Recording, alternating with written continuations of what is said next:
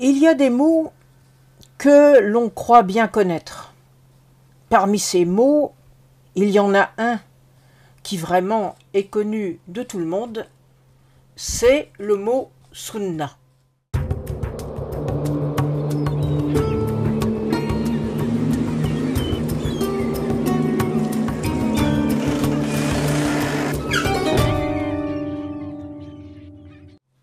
Aujourd'hui, quant à propos de l'islam, on entend le mot sunna. Et bien forcément, que l'on soit musulman ou même non musulman, on pense au sunnisme. Et quand on pense au sunnisme, on pense à qui? On pense au prophète de l'islam, c'est-à-dire à ce qu'en arabe on appelle la sunna du prophète, es-sunna en-nabawiya. Donc on relie le terme sunna au prophète. Mais si on a l'idée d'aller voir dans le Coran où se trouve cette sunna du prophète dont on entend tout le temps parler, eh bien, on va avoir une certaine surprise. Bien sûr, on va trouver le mot sunna, mais jamais le mot sunna ne sera raccroché, ne sera associé au mot nabi, c'est-à-dire au prophète. Alors, que se passe-t-il dans ce cas-là? Eh bien, il faut qu'on se pose des questions. Il faut qu'on aille voir dans le texte lui-même ce que c'est que cette sunna qui n'est pas associée au nabi, qui n'est pas associée au prophète. Si donc on va voir dans le texte du Coran, si possible, évidemment, en le lisant en arabe et pas en traduction, si on va voir dans le texte du Coran, eh bien, ce mot de sunna, on le trouve associé uniquement à la figure divine, uniquement à Allah. On peut donc dire que dans le Coran, s'il n'y a pas de sunna du prophète, la seule sunna que l'on trouve, c'est ce que le Coran dit lui-même, il s'agit de la sunnat Allah, et absolument pas de la sunna du prophète. Donc là, on a, je dirais, pas un cas de conscience, on a une interrogation fondamentale à se poser. Quel rapport y a-t-il entre la sunnat Allah et la sunna du prophète?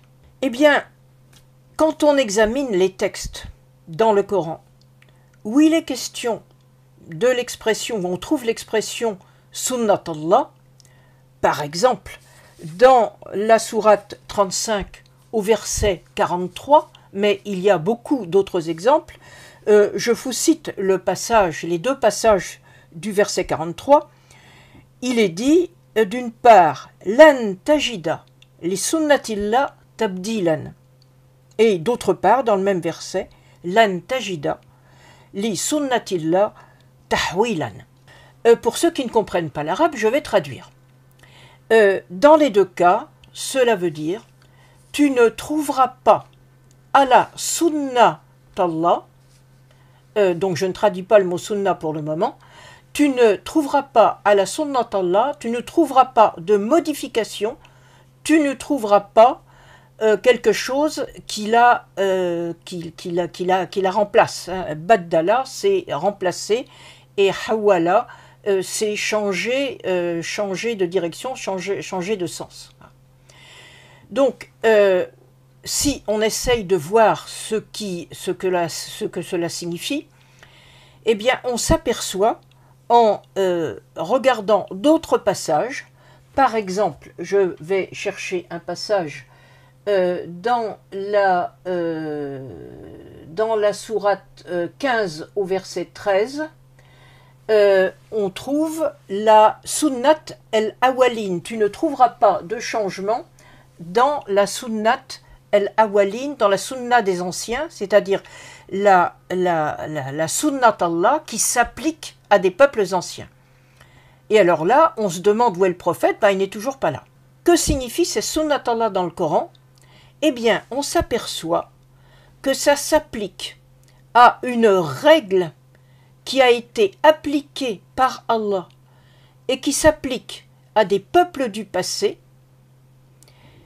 On peut se demander qui s'applique à quoi pour ces peuples du passé? Eh bien, qui s'applique à un châtiment de peuples du passé qui ont trahi Allah ou qui se sont opposés à lui.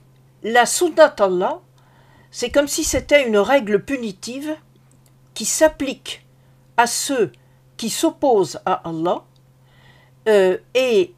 ce non-changement, c'est quoi? Eh bien, c'est que tous ceux qui s'opposent à Allah vont subir un châtiment.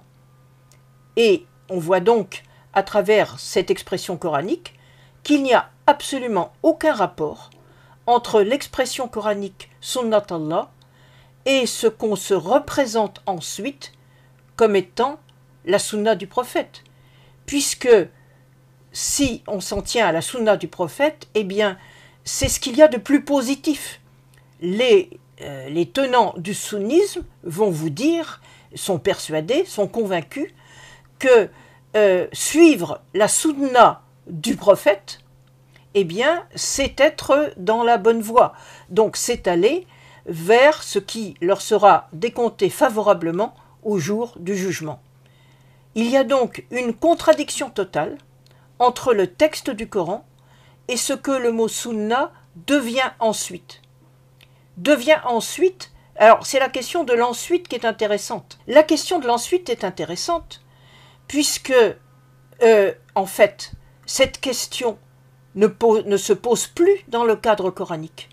Le cadre coranique, c'est comme s'il n'existait plus quand on utilise l'expression sunnat en-nabi ou sunna nabawiya, la sunna du prophète. On est dans un cadre complètement nouveau. On n'est plus dans la société du 7e siècle où le Coran nous parle de la sunnat Allah.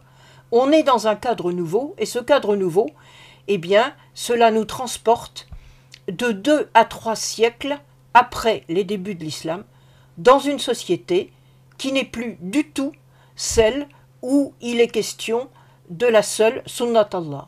Donc là, on a une totale innovation et pourtant, les musulmans de notre époque et les musulmans d'avant sont persuadés de se trouver en continuité de la parole coranique. Eh bien, sur ce plan-là, ils ne le sont pas.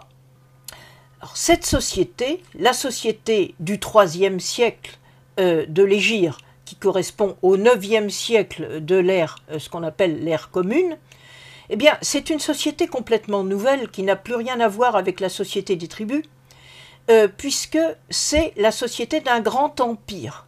La société d'un grand empire avec des populations qui ne sont plus du tout d'origine arabe, qui viennent d'horizons culturels et d'horizons linguistiques complètement différents, et qui ont besoin de se trouver des références communes dans le passé de ce qui est devenu l'islam, leur religion. Et à ce moment-là, on va prendre ce mot sunna, non pas dans son sens coranique, comme sunnat Allah, on va revenir au sens ancien du mot dans la langue arabe elle-même, en dehors du Coran, qui nous dit que la sunna, c'est la voie à suivre.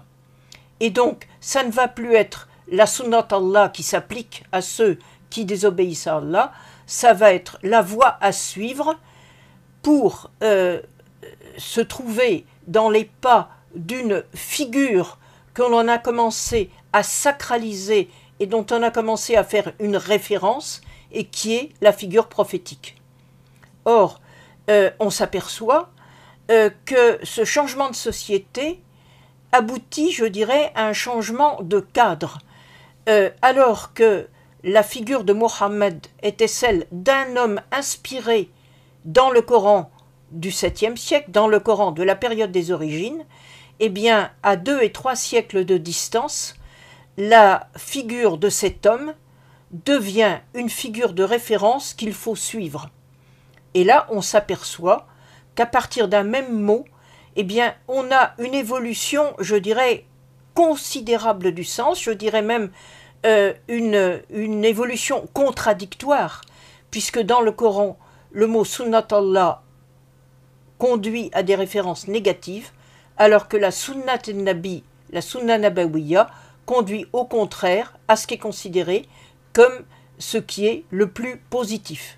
Donc, quand on utilise des mots importants à propos de sa propre religion ou d'une façon générale, des mots qui sont chargés de symboles, qui sont chargés de références, il faut toujours les ramener à leur contexte d'emploi.